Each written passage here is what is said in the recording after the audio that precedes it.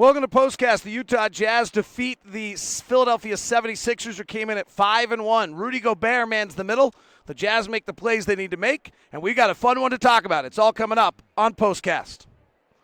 POSTCAST is brought to you by The Store, located 6200 South and 20th East, also here at the Gateway, and located at 900 South, 100 West. My wife stopped by today, got the salsa, the eggs, the chips, all the things. Actually, she said she forgot the salsa. A little disappointed about that. But that's the only thing I'm disappointed about, Ron, because the Utah Jazz got a nice win tonight.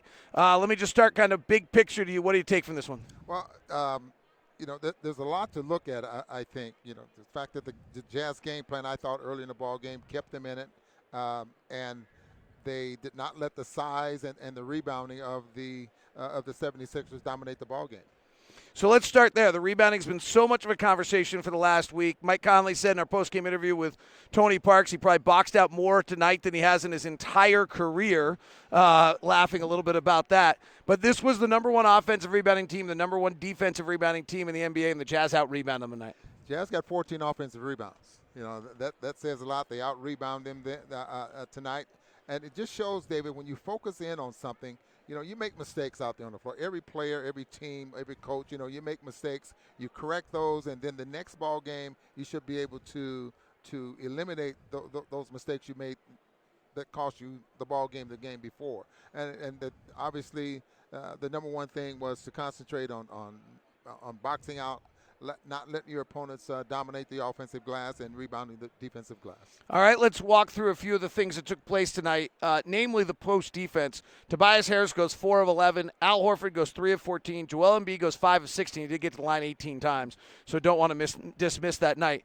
But Rudy Gobert did really what you have to do. He made Joel Embiid work. Embiid's had multiple different nights against Gobert. 11 of 17 tonight is not one of his better ones.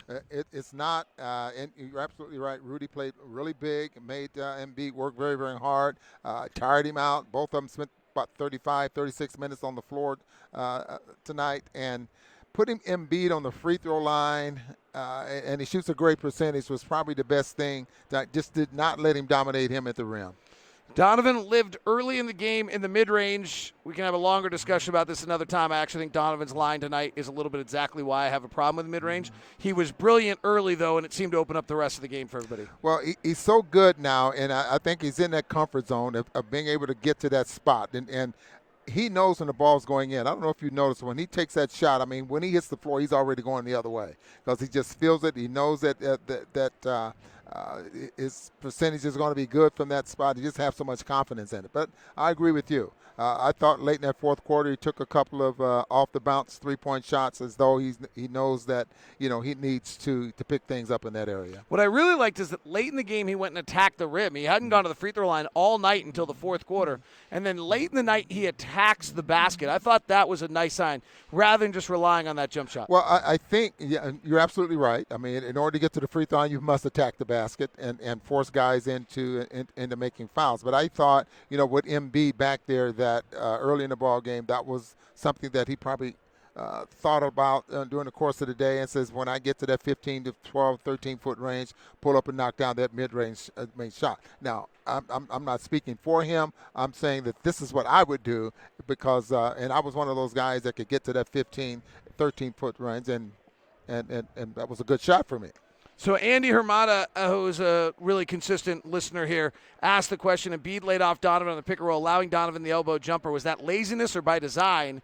And the answer is that's by design. Teams are willing to give that up. And as much as Donovan was great tonight and hit those shots, I would point out, at one point tonight, Donovan had 21 shot attempts and 21 points. It wasn't until later in the game when he got to the free throw line a bunch of times that he got that efficiency up. And frankly, for all of his good mid-range shooting tonight, he ends up with 24 points on 23 shot attempts. Almost every team in the league is going to take that, and we're going to lose on most nights that he does that, actually. This is a night where Bojan Bogdanovic helps out with his 20 points on 18 shots, which isn't great. But Mike Conley, the Jazz win this game predominantly defensively tonight.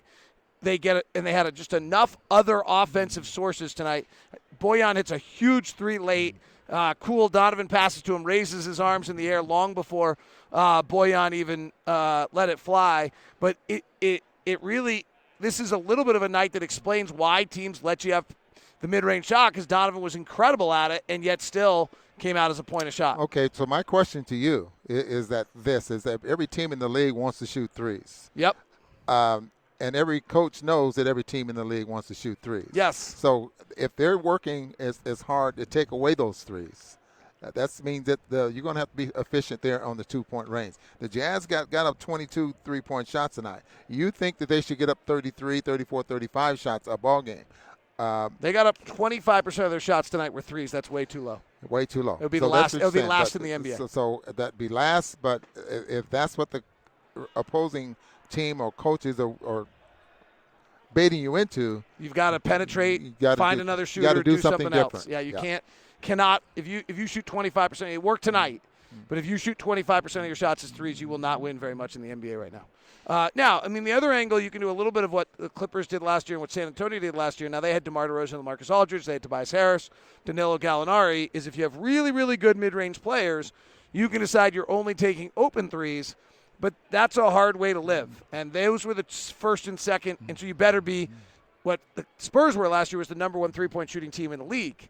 So if you're going to do that, you have to just make all your threes. So the key here, David, before we get back to some of our callers there, is that players nowadays are going to have to learn to shoot threes off the dribble, off screens.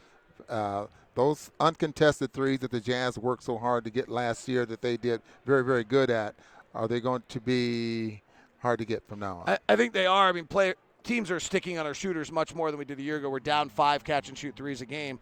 What I thought I saw with Donovan tonight, as the game went on, because he hit him early, I thought he actually had the pull-up three, which is a hard shot. That's not – but even if you're shooting it, if he's shooting the pull-up 2, then that at 50%, then he probably should take that. But he's going to have to take some of those as pull-up threes, which, frankly, he doesn't shoot it much better than 33%, which would be the equivalent to 50%. So there makes some sense he gets into it. But the Jazz, rebounding, defense, big plays. And I thought, Ron, one thing that's important, and we'll get some more of the questions, the diversity of the offense late. The fact that Donovan's running off a pick with Bojan, and both of them were a threat, leading to one of them being a Bojan 3, was very different than what we've seen in years past. Well, I think this is what we're going to see, though. I mean, Quinn is very smart. And he's one that stays up at night trying to create and recognizing situations and trying to relive them in practice with his players. The combination with Donovan and Joe Ingles and Bojan, I think, is very special. Mike Conley making some nice plays as well. Had a big transition 3. Let's get to some of your questions tonight.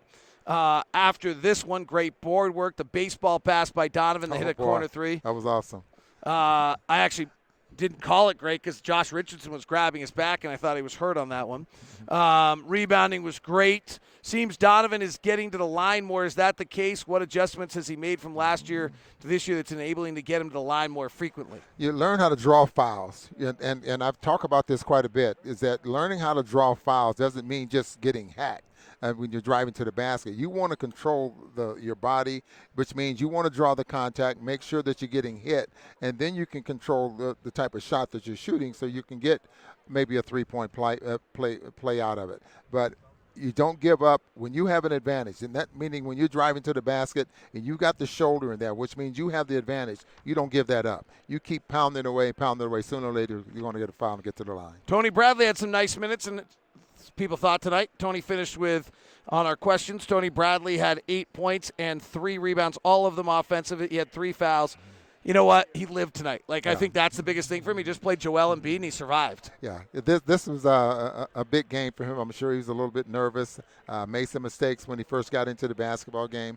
But, they're going to need him. He plays long. He plays big around the basket. Not a tremendous jumper or maybe even a shot blocker. But that length, I think, around the basket, you saw he had 3 offensive rebounds. How many times have we had a player with 3 offensive rebounds this year? So we need some offensive rebounding. Absolutely. Our lack of offensive rebounding has been troublesome. Tip of the hat to Jeff Green, who had 6 rebounds tonight. Tip of the hat to Bojan Bogdanovic, who had 6. Tip of the hat to Mike Conley, who had 6 rebounds tonight. I bet you if you look back on those guys' box scores, about 3 or 4 games worth of time before each of them had 6 combined. So nice work on the boards, holds this one down. Jazz win it tonight, 106 to 104. They move to 5-3 on the season. The Sixers move to 5-2. The Milwaukee Bucks are in town on Friday for another great one with the MVP Giannis Antetokounmpo. We hope to see you before the Jazz play a funky little back-to-back between Golden State and Brooklyn, and then play some games that they'll be favored in a lot of them. So maybe this team can find a rhythm. This has been Postcast. I'm David Locke. He's Ron Boone. Thanks for tuning in.